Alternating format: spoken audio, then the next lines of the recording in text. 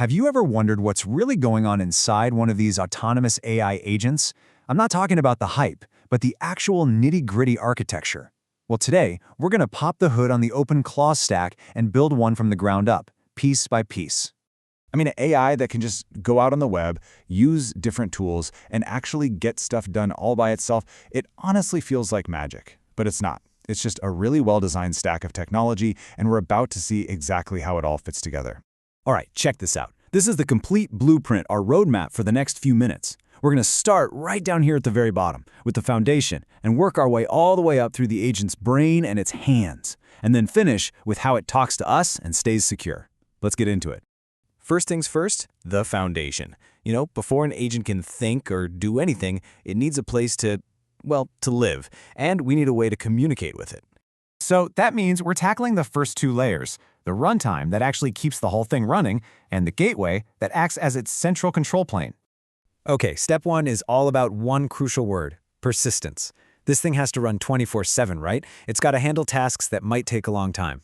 So OpenClaw uses Node.js and TypeScript to create this super stable background process. Think of it like the house the agent lives in. It's always there, the lights are always on. But a house isn't much good if it doesn't have a front door.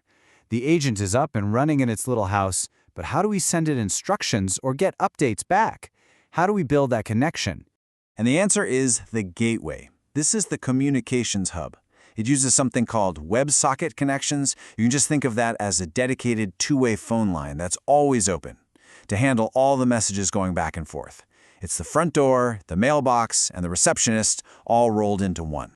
So our agent has a home and a way for us to talk to it. Awesome. Now it's time to give it a brain. This next part is all about the cognitive stuff, how it actually thinks and how it connects to other services to get things done. And this breaks down into two key pieces: the integration with a large language model, that's the brain part, and the special protocol it uses to talk to all its different tools.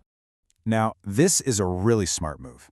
The agent's brain isn't hard-coded. It's model agnostic. That just means you can plug and play. You can use an API to hook it up to Claude, or GPT, or even a local model you're running on your own machine with Llama. You get to pick the best brain for whatever job you're doing. Okay, so the brain can think, but how does it actually use a tool like GitHub or Google Workspace? That's the job of the Model Context Protocol, or MCP.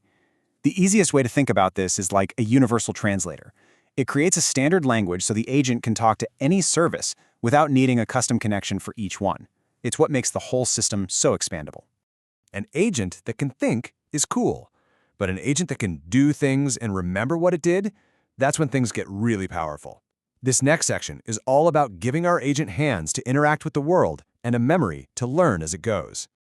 So we're going to look at the agent's hands, which it uses to control a web browser, and its memory for storing everything it learns. Before we get to the hands, we got to talk about the magic that makes them work. The Chrome DevTools Protocol, or CDP. This protocol is basically the secret key that unlocks the browser. It lets an outside program take complete control of Chrome, even without a screen or user interface. And this is where that protocol comes to life. Using a tool called Puppeteer, the agent uses CDP to control what's called a headless Chrome browser.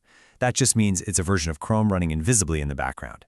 These are the agent's hands. This is how it can literally click on buttons, type in forms, and read information from any website, just like a person would.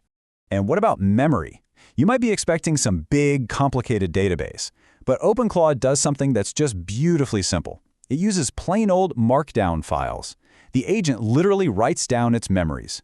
The really clever part, though, is that these simple text files are indexed by a super fast local search engine, making them incredibly easy to search through. All right, we're almost there.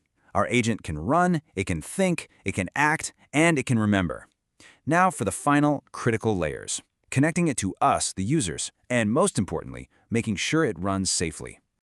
We're on the home stretch with the last two steps, the messaging hub that lets us talk to it, and the security sandbox that keeps everything locked down.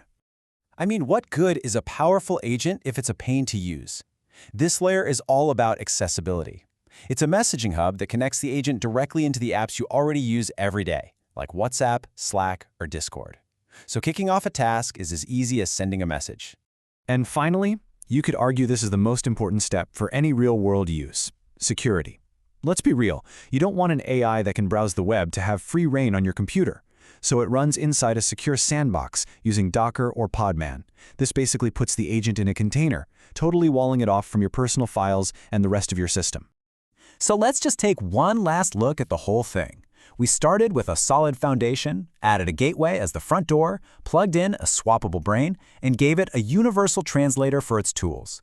Then we gave it hands to use the web, a simple and powerful memory, connected it to our chat apps, and wrapped the whole thing in a secure sandbox. It's a complete end-to-end system. You know, when you break it down like this, layer by layer, it really demystifies the whole thing.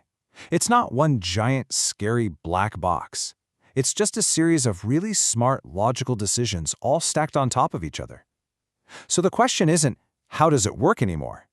Now that you have the blueprint, the real question is, what problems are you going to solve with it?